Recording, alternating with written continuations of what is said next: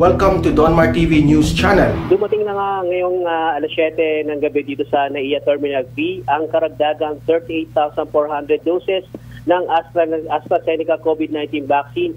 Kung saan sa ngayon ito ay kinidiskarga na sa aeroplano at maya-maya aalamin natin kung kanino o kung saan local government unit ito idadala o kung saan ito idadala mga cold storage facility. Mamaya-maya rin pakikinggan din natin kung ano may mga pahayag ni Vaccine SAR Secretary Carlito Galvez sa pagdating nga nitong karagdagang bakuna ng AstraZeneca. Lahat qualified maging presidente.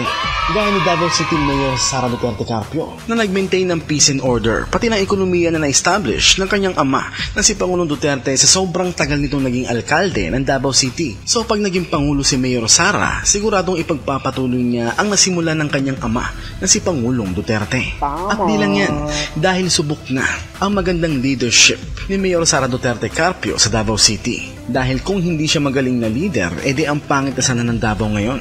Kaso hindi, di ba? Sobrang ganda pa rin po ng Davao City hanggang ngayon. Kahit na itapat nyo pa yung iskuping nyo. Kutya pangalan pa lang hindi na mapagkakatiwalaan. Parang mag-e-eskapo kapag nahalal ng taong bayan sa halalan. So not recommended po talaga ang Team Rainbow at mga hunyango na to. Dahil puro pamparam-pampam lang po ang ginagawa ng mga to. Lalong-lalo na si Bohil Hybe. At syempre ang isa pa pong manok ng mga DDS ay walang iba kundi si Pangulong Duterte. Siya po ang nagpasimula ng pagbabagong tinatamasa natin ngayon sa ating bansa, mga kapatids. Imagine niyo bumaba ang crime rate sa ating bansa sa ilalim ng kanyang pamumuno. Alam niyo ba na libo-libong drug suspect ang napaslang sa mga drug operations? Pati mga high-value targets, pati mga government workers na sangkot sa illegal na droga ay naaresto. Pati po ang mga tiwaling kapulisan na connected din sa droga ay na-dismiss din. At 1.3 million drug users and pushers ang napasuko niya sa loob pa lamang ng 1 taon ng kanyang pamumuno.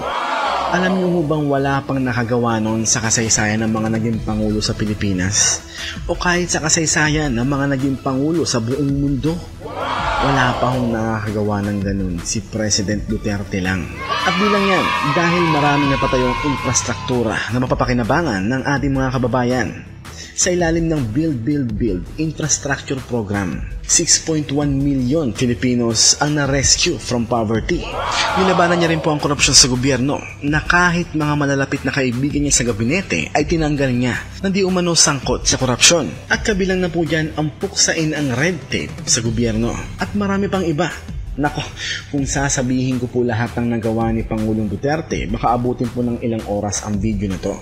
Binigyan ko lang po kayo ng ilang mga rason kung bakit deserve pa rin ni Pangulong Duterte na suportahan natin siya sakali mang naisin niyang tumakbo sa kahit na anong posisyon sa election 2022. So sana makiisa at magkaisa po tayo sa panawagan na Run Sara Run. O kung ayaw ni Mayor Sara Duterte Carpio, edi mag Let's Go Duterte or Go Digong na tayo. Alam niyo mga kapatids, kailangan po nating maipanalo ang isa sa mga manok natin sa pagkapangulo. Dahil kung ang isa sa mga basurang oposisyon ang umupo sa pagkapangulo, sigurado pong hindi nila ipagpapatuloy ang nasimulang pagbabago ni Pangulong Duterte. Alam niyo naman ang mindset ng mga dilawan, di ba? Parang si Cory lang. Ba't niya nga naman daw ipagpapatuloy ang Bataan Power Plant? Baka maalala pa ng mga Pilipino si Marcos, di ba? So ganoon din po ang mindset ng mga yan sigurado. Hindi po nila ipagpapatuloy lahat ng yan para malimutan nating lahat ang mga nagawa ng mahal na Pangulo. Kaya gaya po ng sabi ko po kanina na may makisa at magkaisa po tayong lahat sa panawagang ito. Dahil kung hindi, sigurado po akong magiging miserable lalo ang buhay ng bawat Pilipino. So ito po ang tatlong manok ng mga solidong DDS. Tanong ko lang sa mga dilawan, may panapat ba kayo sa mga manok naming palaban? I don't think so. Tuturuan ka namin kung ano talaga, kung bakit we prefer a presidency like President Duterte's. Oo.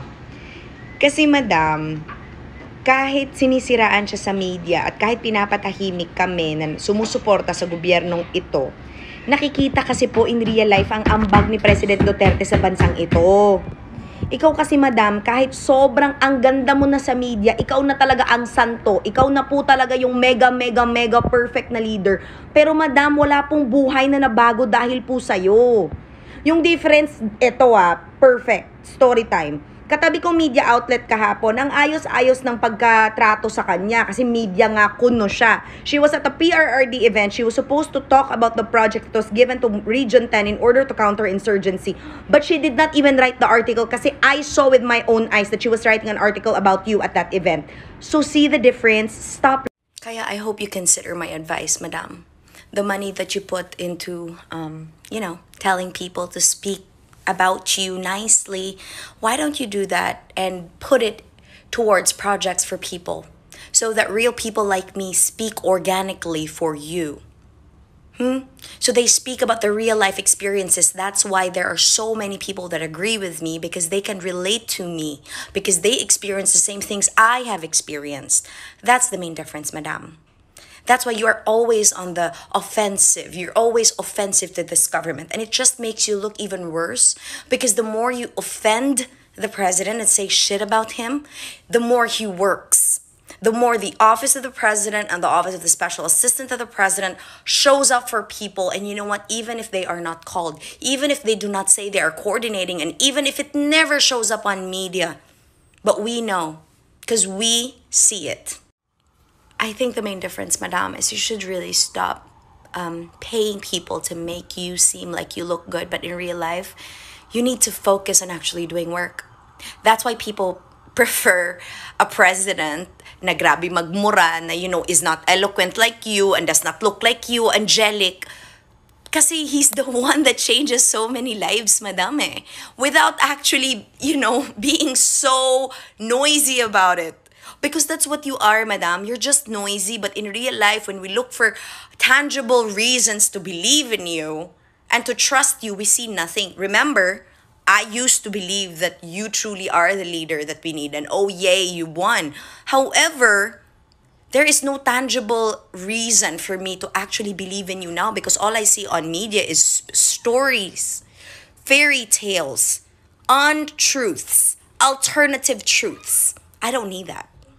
So if yesterday we were talking about alternative truths that Vice President Leni Robredo would like to feed us with, today I'd like to talk about the irony of the CPP, NPA, NDF. So let me start by saying that March is both the Women's Month and the Fire Prevention Month. But it's kind of weird if the CPP, NPA, NDF, especially the Gabriela party list, would be celebrating the Women's Month, especially if they are silent about the atrocities being done to women inside of a movement that not only systematically abuses women, uses them as sex slaves, uses them as combatants without proper training, and would even allow murder within the movement. So whatever happened to the women that you recruit, Gabriela? Whatever happened to the women that you recruit, and when they get sick, you just leave them to die, and the Philippine Army will have to return them to their families. Remember Hope? Whatever happened to her? Can you explain that, please? Pinagtibay ng Muntinlupa Court ang kanilang naunang desisyon na nagbabasura sa apela ni Senadora Laila de Lima kaugnay sa drug case ito sa kapwa akusado na si Ronnie Dayan. Mababatid na sina de Lima at Dayan na kanyang dating driver bodyguard ay hiwalay na naghain po ng demurrer to evidence ng moisyon na ibinasura po ng korte dahil sa kakulangan ng sapat na ebidensya, maging ang petisyon na magpiyansa. Sa desisyon ng Muntinlupa Regional Trial Court Branch 205, binigyan din dito na kailangang magpresenta ang dalawang akusado ng kanilang ebidensya para mapatunayan ang kanilang pagiging inosente sa krimeng inihain. Una nang tumestigo si Dayan na tumanggap umano ito ng pera mula sa pinaghihinalaang drug lord na si Kerwin Espinosa.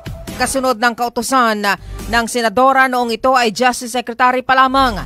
Sa kabila nito, nanindigan si de Lima sa kanyang pagiging inosente at tinawag ang mga ipresentang ebidensya laban sa kanya bilang fabricated. Tinawag ho ni Pangulong Rodrigo Duterte kagabi ang matagal na nitong assistant na si Senador Christopher Bongo bilang presidente.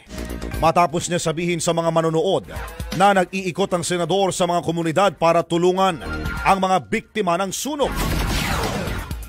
Sa event ho ng National Task Force to End Local Communist Armed Conflict sa Cagayan de Oro City, ay pinagmalaki ng Pangulo na graduate si Go sa Lasal at meron itong Batanggenyo roots. Pinatayo naman ni Pangulo Sigos sa event at sinabi na nakasama na niya ang senador sa loob ng 21 taon. Sa isang pahayag ay sinabi naman ng senador na siya ay nagpapasalamat sa tiwala sa kanya ng Pangulo. Gayunman nilinaw ho ng senador na hindi siya interesadong tumakbo sa pagkapangulo.